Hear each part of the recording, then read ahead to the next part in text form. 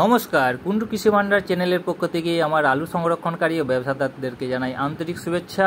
ভাইফোঁটা গেল, কালী পুজো গেল, এবারে আলুর দাম বৃদ্ধি পাবে।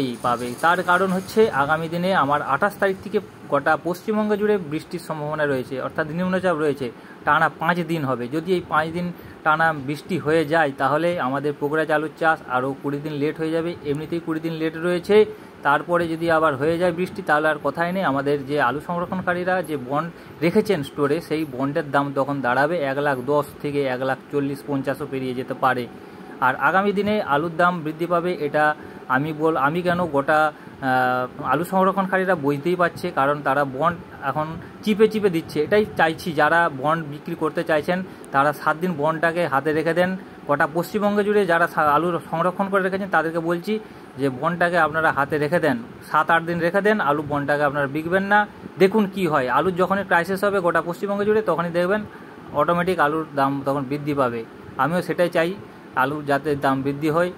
আর আমাদের পশ্চিম মেদিনীপুরের চন্দ্রকোনা রোডে যে পোগরাজ আলুর, সেই পোগরাজ আলু বীজ চলে এসেছে। পোগরাজ আলু বীজের দাম দিনের দিন 50 টাকা করে বৃদ্ধি পাচ্ছে, কারণ পাঞ্জাবে আলু বীজ শর্ট রয়েছে। তারা চাইছে আলুর দামটাকে বাড়িয়ে তাদের সঙ্গে দফা করছে যে একটা রেটে আসতে। তারা যখন 1500 টাকা করছে তখন এদেরকেও 1500 টাকা নিতে হচ্ছে। তারপরে গাড়ি ভাড়া, লেবার চার্জ, এই সকল নিয়ে প্রায় 1700-1800 টাকা করে এরকম পড়ে যাচ্ছে।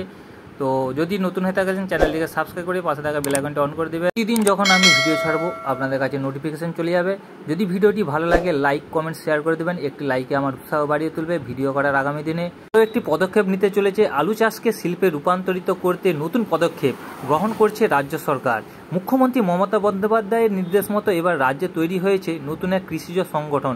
মূলত আলুর বিপণন ও কৃষকদের আলু চাষের যাতে ক্ষতি না হয় সেই বিষয়কে একটি নতুন সংগঠন তৈরি করা হয়েছে সরকারের তত্ত্বাবধানে, যার নাম দেওয়া হয়েছে Paschimbanga progressive potato growers and traders association.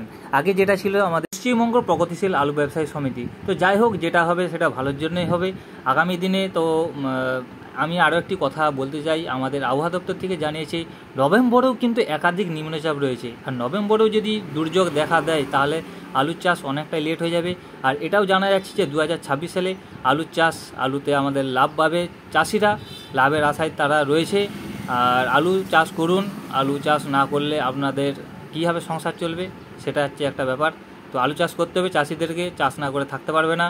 যদি এই ভিডিওটি ভালো লাগে লাইক, কমেন্ট, শেয়ার অবশ্যই করে দেবেন। নতুন হলে চ্যানেলটিকে পাশে থাকবেন। আমি আমার মতামত জানালাম। তো আজকের দিনে আমাদের দক্ষিণ থেকে উত্তরবঙ্গে যে আমাদের আলুর যে দাম যাচ্ছে সেটা প্রায় স্থিতিশীল রয়েছে। আমাদের দক্ষিণবঙ্গে সামান্য একটু বেড়েছে। তো আমি আগামী দিনে আলুর রেট নিয়ে আসছি। তো আজকে আমাকে একটা ব্যবসাদার বললো যে আজকে আমাদের দক্ষিণবঙ্গে আলুর দাম বেড়েছে। তো এখন তারা চুপচাপ রয়েছে, তার কারণ হচ্ছে নিম্নচাপ দেখে তারা সিদ্ধান্ত নেবে কবে আলু বীজ নিয়ে আসবে ভরপুর পরিমাণে। আমাদের জ্যোতি আলু আসতে এখনও প্রায় 20 দিন টাইম লাগবে। চাষিদেরকে আমি একটি বার্তা দিতে চাই যে আপনারা যে স্টোরে যে আলু রাখবেন প্রত্যেক বছর সেই আলুই আপনারা চাষ করুন, কারণ পুরনো আলু চাষ খুব ভালো হয়। আর আমাদের যে পাঞ্জাব বীজের আলুর ভরসায় থাকবেন না, এত দাম দিয়ে পাঞ্জাব বীজের লাগানোর কোনো দরকার নেই। এটাই ছিল আজকের আমার টপিক। তো ভালো থাকবেন, সুস্থ থাকবেন।